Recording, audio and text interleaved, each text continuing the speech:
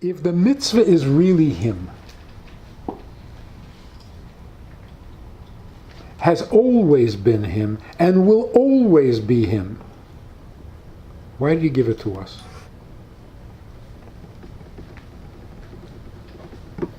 If I tell you there is something that is the most precious to me in the whole world, and I want you to have it, what does that say about me? What does that say about you? The most precious thing in my life I want you to have. So what's the most precious? You are. Now we got to try to figure out, how do you have precious and most precious? How can the mitzvah be absolutely him and you're even more?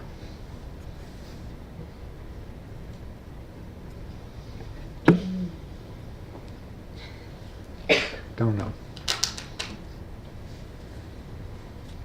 But that's why in the Sikha in Vayigash, where he says that the mitzvah is him, he then goes on to say at the end of the Sikha that the same is true with Jews.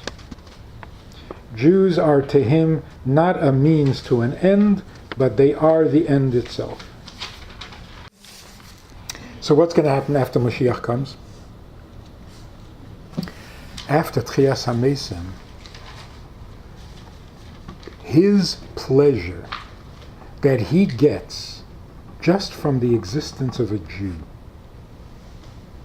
which is greater than the pleasure he gets when a Jew does a mitzvah, which is greater than the pleasure that he gets when a Jew studies Torah. When a Jew studies Torah, the reward is Gan Eden in heaven.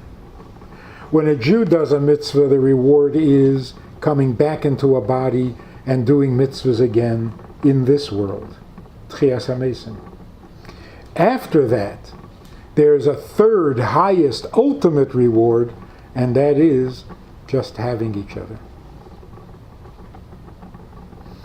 So in Gan Eden, the reward is that you get to feel his pleasure from a mitzvah, from study of Torah.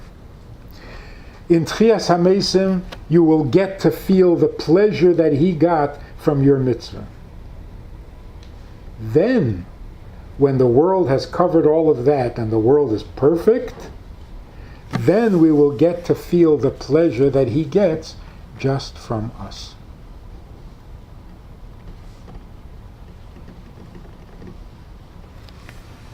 Even before we study Torah, before we do a mitzvah.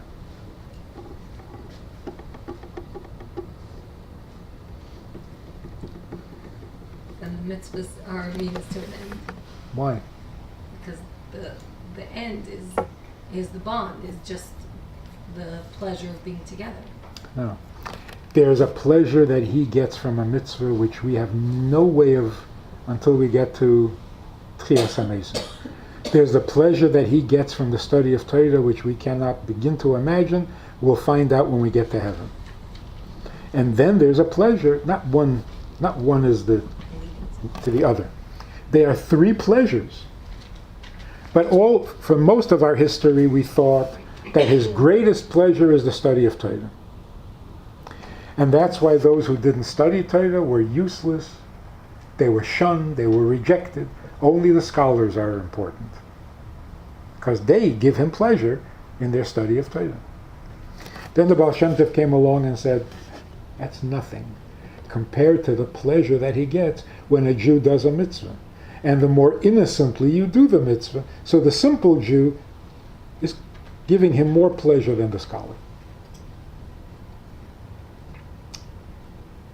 Because the mitzvah is greater than the Torah. Yes? Now the Rebbe comes along and says,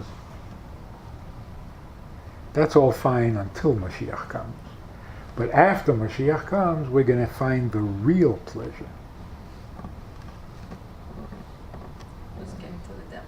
Which a little bit explains why he gave us the Torah and gave us the mitzvah. If they are his pleasure, why does he need us? See, now we have a whole new appreciation for what Nasa v'nishma means. We will do anything for you. Now teach us Torah.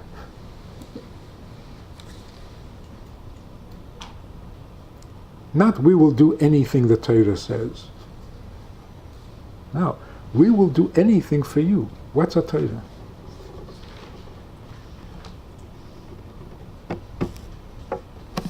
So our first response was directly to him.